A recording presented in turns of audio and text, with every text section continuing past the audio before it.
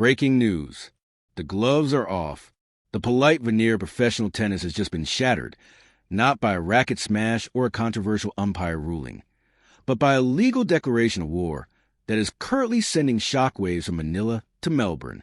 Eala, the powerhouse mother of tennis sensation AlexEala, has reportedly gone full legal nuclear on her daughter's detractors.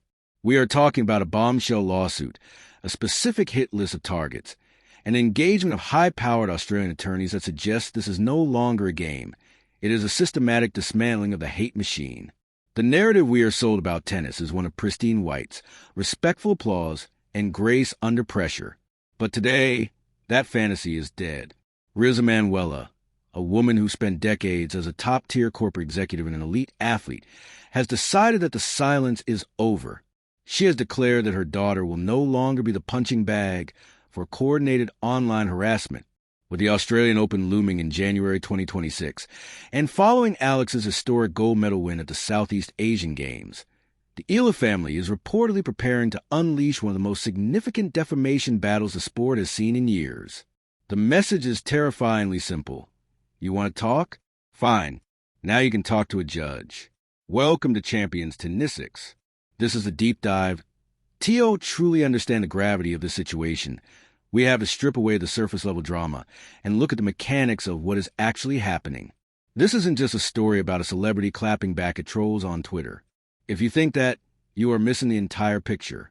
This is a story about reputation management, corporate-level crisis strategy, and the weaponization of the law to protect a high-value asset, who just happens to be a 20-year-old tennis phenom. We need to start with the timing. Context is everything in this story.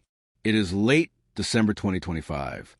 By all logical metrics, the Eala household should be in a state of absolute euphoria. Just days ago, in Thailand, AlexEala did something that hadn't been done in 26 years. She captured the gold medal in women's singles tennis at the Southeast Asian Games. This wasn't just a win. It was a generational drought breaker. It was a moment of national pride for Philippines and a validation of Alex's grind. She has cracked the top 50 in the WTA rankings. She is an Asian tennis icon. But instead of champagne and rest before the grueling 2026 season, the atmosphere is reportedly tense, focused, and battle-ready. Why? Because the ecosystem of modern sports fame is perverse. Success doesn't just breed admiration anymore. It acts as a magnet for contempt. As Alex's star has risen, so has the volume of the vitriol. And we aren't talking about constructive criticism here. We are talking about what the family clearly views as a coordinated, systematic campaign to humiliate a young woman. Reports emerging from sources close to the family indicate that Eala has had enough. And when Eala has had enough, things change. The quote that is currently circulating through insider channels, and I want you to really listen to the specific wording here, is this: "I did not raise my daughter to be humiliated and trampled on like this." That is not the language of annoyance. That is not a mother venting frustration. Humiliated and trampled on. Those are words that imply damage. They imply injury. And in the eyes of the law, they imply damages that can be litigated. Let's talk about the specific nature of this counterattack, because this is where the story shifts from sports drama to legal thriller. Sources suggest that Eala has not just threatened action. She has engaged one of Australia's most formidable defamation and privacy law firms. Preliminary work on a formal legal filing is reportedly underway. You might be asking yourself, why Australia? Why not sue in the Philippines?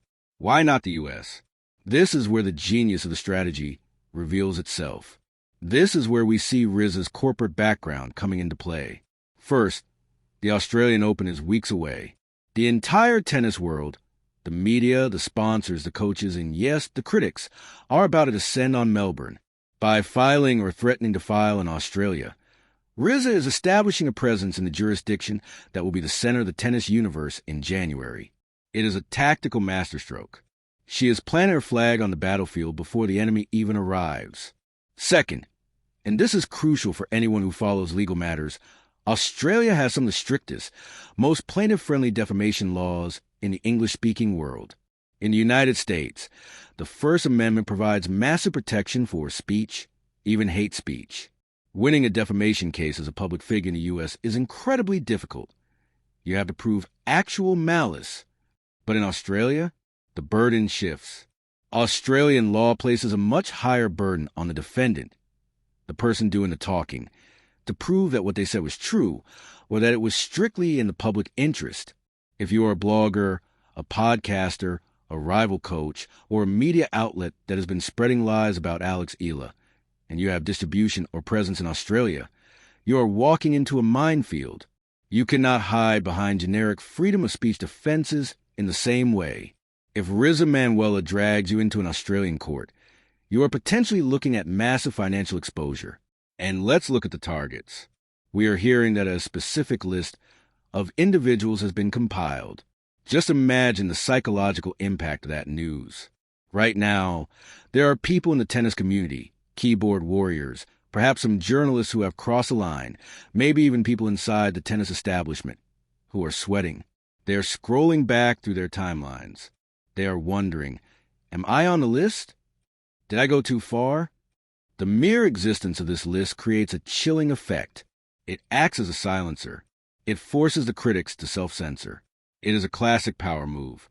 You don't even have to serve the papers to win the first round. You just have to let them know the papers exist. But to truly appreciate why this is happening, we have to analyze who is pulling the trigger. We need to talk about Riza Manuela. The media often likes to paint tennis parents with a very specific, very negative brush. We have seen the tennis dad tropes, the overbearing, shouting, vicarious living parents who push their kids too hard because they failed at their own dreams. Riza Manuela is the antithesis of that stereotype. She is not living through Alex. She is a titan in her own right. Let's look at the resume. Riza was a bronze medalist swimmer at the 1985 Southeast Asian Games. She knows what elite athletic pressure feels like. She knows the physical toll. She understands the mental fortitude required to represent a nation. But more importantly for this story, she is a titan of industry. Riza rose to the corporate ranks to become the chief financial officer, the CFO of Globe Telecom. We are talking about one of the largest corporations in the Philippines. She managed billions in revenue. She navigated high-stakes boardroom negotiations. She was recognized as one of the top financial executives in all of Asia. You do not reach the C-suite of a major telecommunications conglomerate by being soft. You do not survive in that world by letting people walk all over you. You survive by being meticulous, by being strategic, and by being absolutely ruthless when it comes to protecting your interests. When Riza retired from Globe in late 2024 to support Alex full-time, many people made a catastrophic miscalculation. They assumed she was just going to be Alex's mom. They thought she would handle the flight bookings, carry the racket bag, and clap in the player's box. They were wrong. Riza didn't retire to become a cheerleader. She transitioned from being a CFO of a telecom giant to being the CEO of Team Eala, and she is running her daughter's career with the same corporate discipline she used to run a billion-dollar finance department. This lawsuit? This isn't an emotional outburst. This is a risk management strategy. In the corporate world, if a competitor spreads lies about your product that damages your stock price, you sue them. You protect the brand value.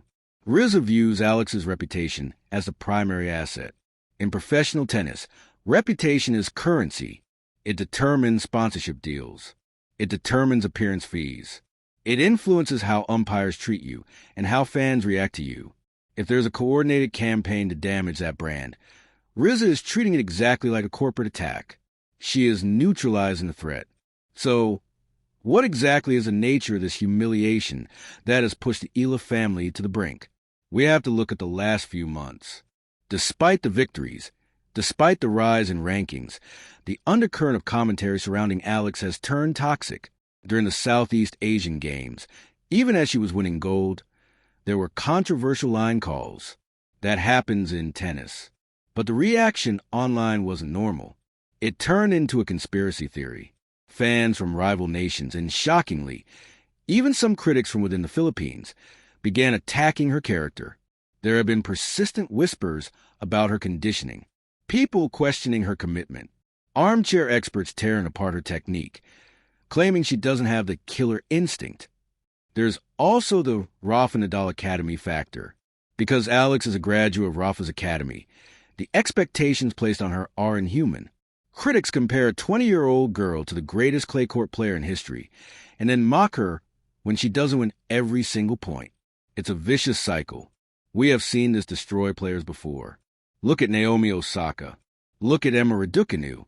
Look at Amanda Anisimova. Young women who reach the top of the world, only to be crushed by the weight of public scrutiny and toxic social media abuse. Riza Manuela is clearly looking at those history books and saying, "Not my daughter." This stops here. This legal move sends a message to the tennis world. AlexEala is not public property. You are allowed to critique a forehand. You are allowed to analyze a match strategy. But when you cross the line into personal humiliation, into character assassination, and into coordinated harassment, you are no longer a fan or a pundit. You are a liability, and you will be dealt with. There is a fascinating psychological element to this legal threat regarding the Australian Open. Think about the visuals. In a few weeks, Alex will step onto the courts in Melbourne. In the player's box, Riza will be watching.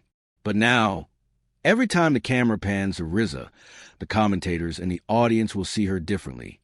They won't just see a supportive mother. They will see a woman who might have legal documents in her bag. They will see a woman who is actively hunting down her daughter's tormentors. It adds a layer of steel to the Eala image. It also changes the narrative for Alex. If Alex knows that her mother is handling the war off the court, it frees her to focus entirely on the war on the court. It lifts the burden. She doesn't have to worry about the trolls because her mother is literally suing them into silence. That kind of psychological safety is rare for a young athlete. It could be the key to unlocking her best tennis. A player who feels protected is a dangerous player. Let's dig deeper into the list. The reports mention a specific list of individuals and potentially media outlets. This suggests that the Eala camp has been doing digital forensics. They haven't just been reading comments. They have been documenting them. They have been taking screenshots. They have likely been tracking IP addresses or identifying the real people behind anonymous accounts. This is the CFO energy again, meticulous record keeping. If this goes to court, we could see a discovery process that exposes the inner workings of these hate campaigns. Are there rival coaches involved? Are there bitter former associates? Is it just random internet trolls? Or is it something more organized? The prospect of these identities being revealed in an Australian court is explosive. It would be the tennis equivalent of unmasking a villain in a mystery novel. And let's not overlook the boldness of this move. Usually, PR firms tell athletes to ignore the haters. They say, don't feed the trolls. Take the high road. Riza Manuela has looked at that advice and thrown it in the trash. She realizes that in the modern internet age, ignoring lies often allows them to become the truth. If you don't fight back, the narrative cements itself. By fighting back, she is seizing control of the story. She is forcing the media to talk about the harassment rather than participating in it. The reaction from the tennis community has been stunned silence, followed by frantic speculation. We are already seeing the effects. Tweets are being deleted. Blog posts are being edited. The ecosystem is sanitizing itself out of fear. That is the power of a credible threat. And make no mistake, with Riza's resources and the caliber of the law firm she has hired, this threat is credible. This is a watershed moment for tennis parents. For years, we have criticized parents for being too involved. But this is a different kind of involvement. This is protection. This is a mother using her power, her intellect, and her resources to shield her child from a toxic culture that devours young stars. It is, in many ways, a primal maternal instinct, but executed with cold corporate efficiency. As we look toward the Australian Open, the stakes have never been higher. Every match Alex plays will now be viewed through this lens. If she wins, it's a victory against the haters. If she loses, the critics will have to be very careful about how they phrase their analysis, lest they find themselves on the receiving end of a writ of summons. We are witnessing the intersection of sports, law, and modern media warfare. The Eala family is blazing a trail that other athletes might follow. If this strategy works, if they successfully silence the most vicious critics or win substantial damages, it could change the way sports media operates. It could end the era of consequence-free abuse for athletes. So, where do we go from here? We wait for the filing. We wait for the names. We wait to see who is on that list. But one thing is certain.